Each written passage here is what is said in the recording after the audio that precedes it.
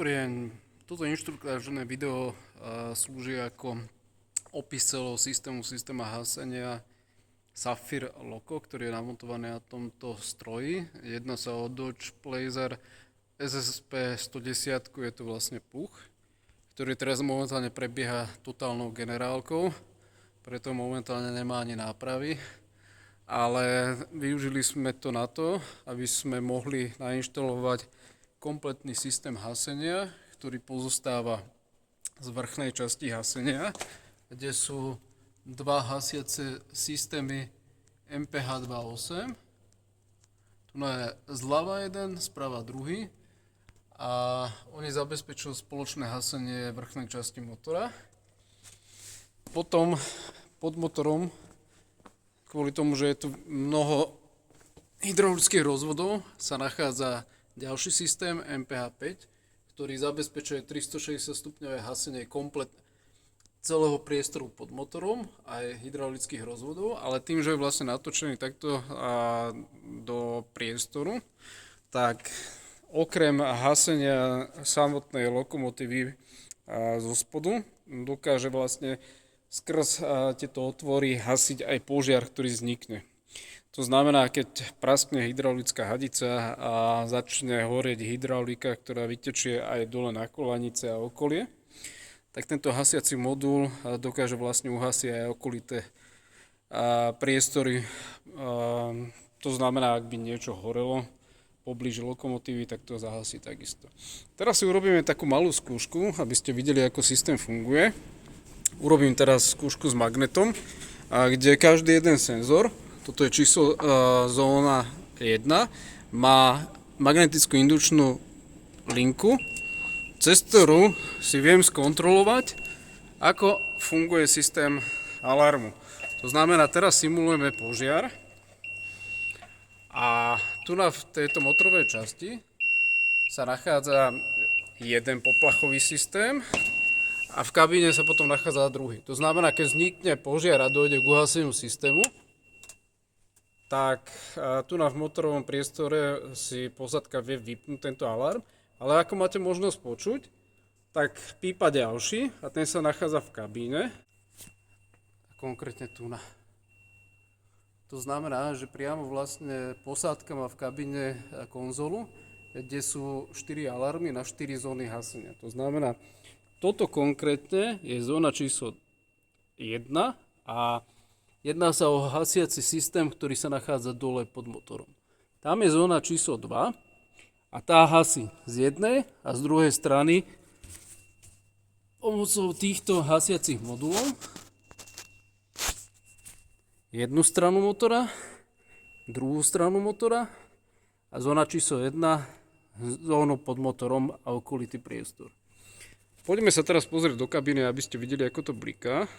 Takže momentálne sa dostávame do kabíny a v kabíne sa nachádza takáto multifunkčná konzola, kde, ako máte možnosť vidieť, teraz momentálne bliká zóna číslo 1. A zóna číslo 1 má možnosť manuálneho vypnutia.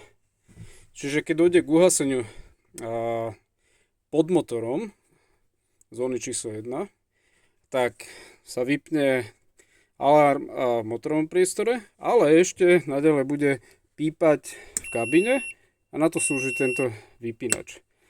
Takto máme potom na každú jednu zónu samostatný vypínač. Zóna 1 je hasenie pod motorom. Zóna 2 je hasenie vrchnej časti motora. Zóna číslo 3 sa nachádza tu pod kabínou, pôjdeme sa na to pozrieť a hasí vlastne celý priestor pod kabinou, kde sú veľké hydraulické rozvody, ktoré praskajú a ktoré horia. A zóna číslo 4, tá sa nachádza dole, jak je zadná rozvodovka a hydraulické rozvody. To si takisto pozrieme. Takže ja teraz zapnem tento alarm, aby bol systém funkčný a idem ho deaktivovať, že odoberiem magnet. Ešte čo sa týka tejto konzoly, má takú nadstavbu, to znamená, že okrem automatického hasenia, kde každá jedna hasiaca zóna má vlastný senzor, a senzor na hasenie vrchnej časti motora je 140 stupňov, to To znamená, ak teplota prekročí 140 stupňov viac ako 10 sekúnd, aktivuje sa vrchné hasenie. Spodná časť motora má 110 stupňový senzor, ktorý po prekročení 110 stupňov hasí. Ale okrem toho tu máme aj manuálny spúšťač hasenia, kde biely gombík jednotka hasí po stlačení gombíku a pod motorom. Žltý dvojka hasí vrchnú časť motora, trojka a pod kabínou a štyrka, jak je zadná rozvodovka. Teraz už to stlačať nebudem, lebo je to aktívne a pokiaľ by som stlačil gombík, tak dojde k automatickému manuálnemu haseniu a to samozrejme nechceme. Takže vrátili sme sa naspäť k systému hasenia, kde vlastne zóna číslo 1 je tento hasiaci prístroj s vlastným senzorom na 110 stupňov a vlastným hasiacím prístrojom, ktorý hasí 360 stupňov MPH 5. A teraz sa dostávame k vrchnej časti a to je hasenie motora z hora, kde tu je samostatný senzor na 140 stupňov Celzia a po prekročení tejto teploty pomocou týchto trysiek z jednej a z druhej strany dojde k haseniu. Aj tento systém má dva alarmy, to znamená jeden alarm momentálne je v motorovej časti aktivovaný a druhý alarm je aktivovaný na konzole v kabíne. To znamená znovu ten istý postup.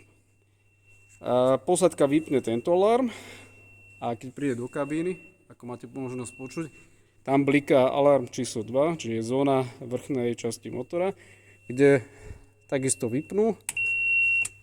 Samozrejme po uhasení zostáva senzor v zapnutom stave, to znamená alarm stále ide, ale ako náhle vlastne príde k výmene hasiacich modulov a senzoru, dojde k vypnutiu tejto alarmovej linky, až keď bude vlastne systém pohasení znovu reštartovaný. Teraz sa máte možnosť pozrieť na zónu číslo 3, to znamená zóna číslo 1 je v prednej časti pod motorom, zóna číslo 2 je vrchná časť motora. Zóna číslo 3 zabezpečuje komplet hasenie priestoru pod kabínou. Ako máte možnosť vidieť, tak tam sú veľmi veľké masívne hydraulické rozvody, ktoré častokrát prasknú a potom to celé horí, vybuchne a mašina zhorí na totálku. Aby sa to nestalo, tak sa tu nachádza hasiaci modul MPH 5, 360 stupňové hasenie s vlastným senzorom na 110 stupňov Celzia. A hasiak je nastavený tak, že hasí do priestoru. To znamená komplet hydraulické rozvody, brzdy, a kompletne pod kabínou. Ja tam trošku posvietím, aby bolo vidno. Tam sa nachádzajú vlastne hydraulické rozvody až dozadu pod kabínu. A ako náhle sa tento hasiak aktivuje, tak komplet celý priestor je vykrytý hasiacím práškom. Vysokovýkonné hasenie. A momentálne sa dostávame k zóne číslo 4, čiže poslednej časti hasiaceho systému. Každá jedna zóna je samozrejme samostatná. A tu sa nachádza rozvodovka nápravy a takisto hydraulické rozvody. Ja trošku posvietím, lebo je tu tma. Teraz je momentálne náprava odmontovaná, preto aj rozvodovka je rozobratá, ale normálne najčastejšie pri ťahaní inou lokomotívou vzniká zaseknutie rozvodovky, prasknutie hydraulických hadíc a následný požiar. Preto je tu správený tento hasiaci modul, znovu MPH 5 365 stupňový, ktorý má senzor na 93 stupňov, to stačí, lebo tu na vyššia teplota nebude. Ale výhoda je tá, že vlastne on vykrýva komplet tento priestor, ktorý v prípade požiaru a výbuchu hydrauliky je kompletne zastriekaný horiacim olejom. A tým, že je tu vlastne toto 360 stupňové hasenie, tak kompletne vidíte, je nasmerovaný tak, že bude hasiť ešte aj poza. Lebo ten prášok vlastne bude ako keby taká vlna kopírovať celý tento priestor a bude zasahovať až do tamtej časti. No a aby sme si vyskúšali, ako to funguje, tak je tu znovu indukčná linka a už počujem alarm v kabíne, že pípa. Čiže systém funguje. A odteraz platí 12-ročná záruka. 12 rokov garantujeme funkčnosť zariadenia pri akomkoľvek používaní. Jediná podmienka je tá, že každých 6 mesiacov sa musí vykonať revízna kontrola, aby sa zistilo, či nie sú potrhané káble, či nie je rozbitý senzor, či nie je prederavený hasiaci systém. Zo skúsenosti vieme, že hlavne pri týchto strojoch, kde odtiaľto sa sype kamenivo, občas sa stane, že dojde k problému, kde sa toto celé vyplní kameňmi, štrkom a potom vznikajú manuálne škody. A aby sa tomu predišlo, to znamená, aby sa predišlo nefunkčnosti hasiaceho systému, tak je potrebné aspoň raz za pol roka prísť a skontrolovať, či všetky rozvody, káble a všetko, čo má fungovať a hasiť, je na svojom mieste a či nie je poškodené alebo odtrhnuté. Systém je navrhnutý tak, že to vydrží. Máme lokomotívy, ktoré boli montované v roku 2017 a do dnešného dňa sú plne funkčné, dokonca už aj hasili niekoľkokrát. Takže systém funguje, je osvedčený a vždy, keď horelo, vždycky to zahasilo s minimálnymi škodami.